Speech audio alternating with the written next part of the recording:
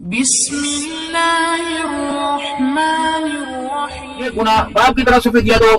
یا باپ روزے رکھتا تھا اور پھر آخری عمر میں آ کے نہ رکھ سکا, 2 مہینے چھوڑے, 2 سال کے چھوڑے روزے, تو باپ کی طرف سے فدیہ دینا پڑے گا. تب جا کے یہ تمہیں میرے عزیزوں 5-5 ہزار کا نوٹ ہضم ہوگا. وگرنہ میرے عزیزوں اللہ اکبر 5,000 کا نوٹ تو کا قیامت کے دن وراثت کے 10 روپے کا بھی مالک کے دربار میں حساب دینا پڑے گا. اور سنو نبی کی سیرت, سنو نبی کی سیرت, عمل کریں گے. ابا مرا 2006 میں, 2024 ہے, میرے کتنے سال ہو گئے؟ 18 سال. تبلیغ میں وقت لگایا, اب خیال آیا بہنوں کو حصہ دینا چاہیے, اب خیال آیا پھوپھیوں کو حصہ دینا چاہیے. تو بابو 18 سال کے بعد حصہ دے گا, جان نہیں چھٹے گی. 18 سال میں کتنا زمین کا ٹھیکہ آیا تھا؟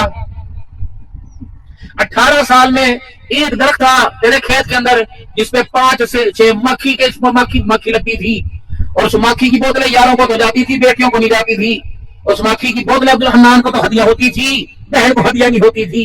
اور بابو جتنی مکھی کھائی, جتنی بیچی, اس کا بھی حصہ بہنوں کو دینا پڑے گا. اور جتنا 18 سال ٹھیکہ آیا, اگر ہر سال میرے عزیزوں 5 لاکھ ٹھیکہ آیا تو اس ٹھیکے کا حساب لینا پڑے گا.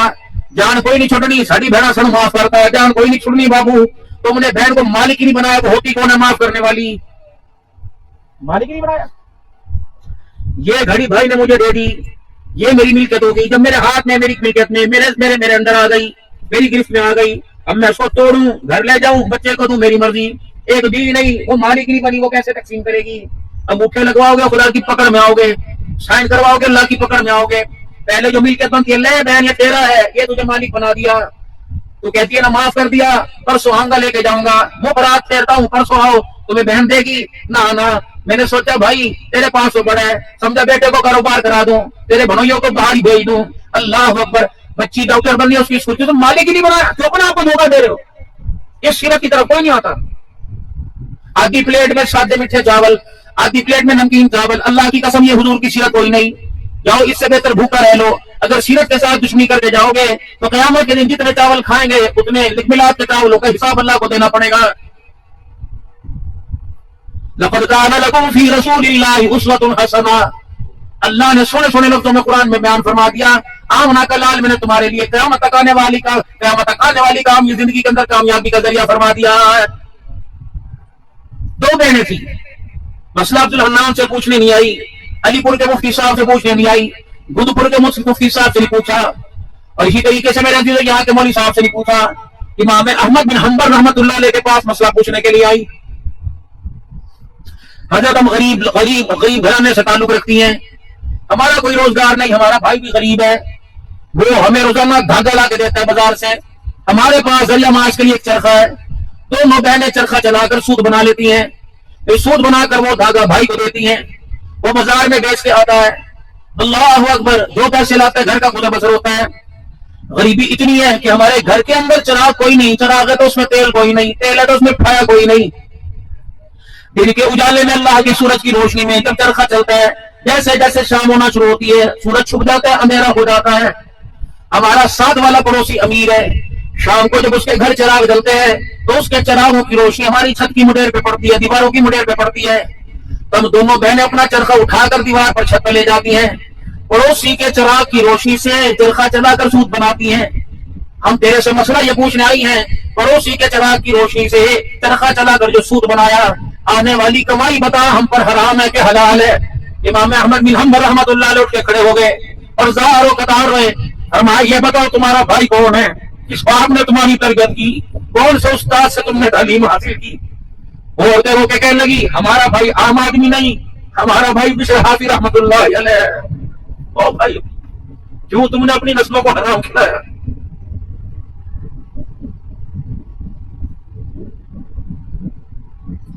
تمہاری نسلیں, تمہارے بچے, تمہاری بچیاں, تمہیں ترس کیوں نہیں آتا؟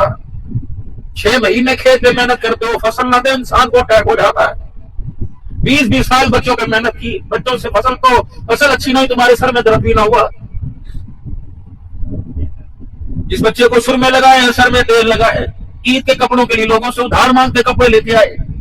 کیا تمہارے بچے کو کلمہ آتا ہے؟ کیا تمہارے بچے کو نماز آتی ہے؟ کیا تمہارا بچہ اس قابل ہے اللہ اکبر وہ تمہیں نماز پڑھا سکے؟ کیا تمہارا بچہ اس قابل ہے کہ تمہاری نماز جنازہ پڑھا سکے؟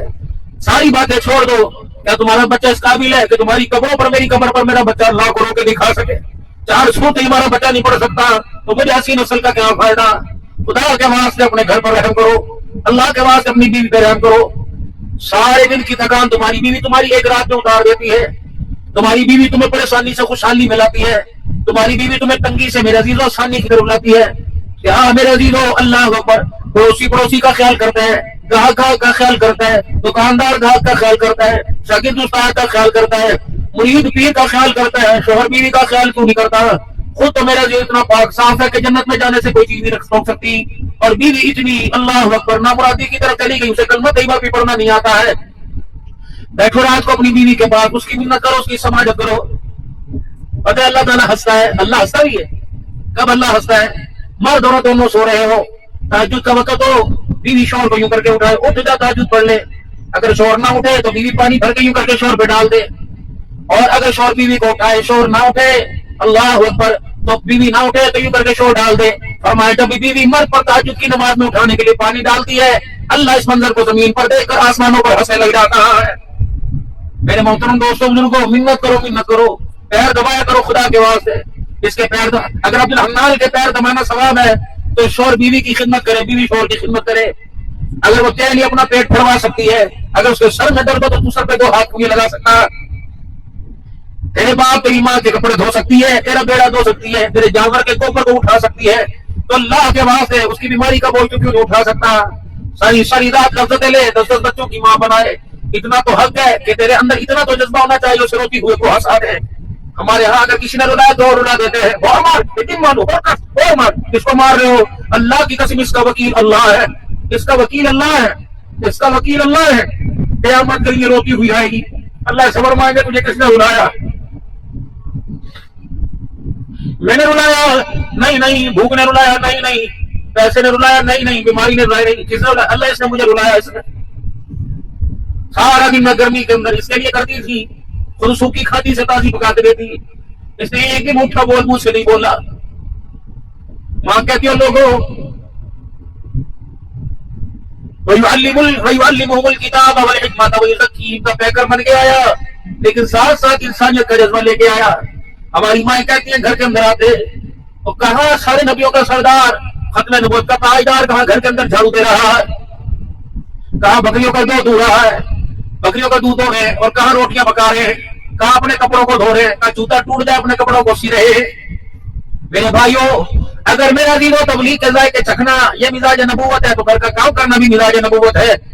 अपनी घरवालियों का हाथ उठाओ ताकि हंसते हुए जन्नत के अंदर जाओ। अगर ना इसने खुदा के दरबार में रोके दिखा दिया तो अल्लाह की कसम सर उठाना मुश्किल हो जाएगा। यही हाल तुम्हारे बच्चों का। ये बच्चा क़यामत के लिए पकड़ वाले, अल्लाह फरमाए जहन्नम में क्यों जा रहा है? अपने बाप की वजह से जा रहा। क्या वजह बनी? या अल्लाह, ये सारे दिन खेतों में कस्सियों पर चलवाता था, कभी हाथ पकड़ के तेरे घर में नहीं लेके आता था, पकड़ इसको।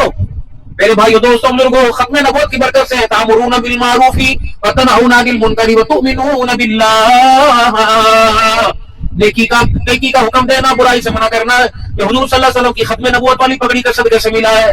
जाओ जाकर अपने घर में पैगाम दो, तुम्हारे जिम्मे सलात तमाम लकत ईमानुकुम, तुम्हारी नमाज़ें भी है, तुम्हारे मातहत भी है, तुम्हारे हारी भी है, तुम्हारे मजदूर भी है, तुम्हारी खेतों में काम करने वाले, तुम्हारे जानवरों के बाड़ों में काम करने वाले, वो तुम्हारे मातहत है। अगर जानवरों का दूध धोना, बाड़े की सफाई करना जरूरी है तो नमाज पढ़ना भी जरूरी है। बाड़े की सफाई नजर कर, बाड़े की सफाई करोगे, तुम्हें जानवरों के भाड़े का बेड़ा साफ नजर आएगा।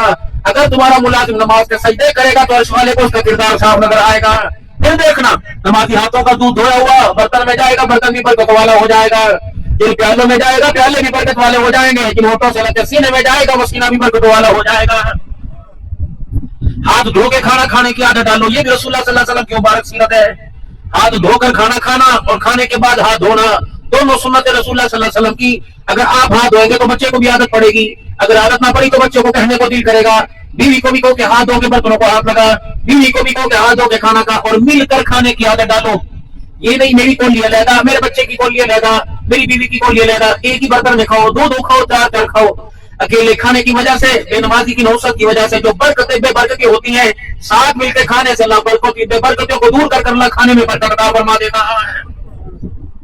ये दावत है, हर एक को ये दावत है, हर एक को दावत।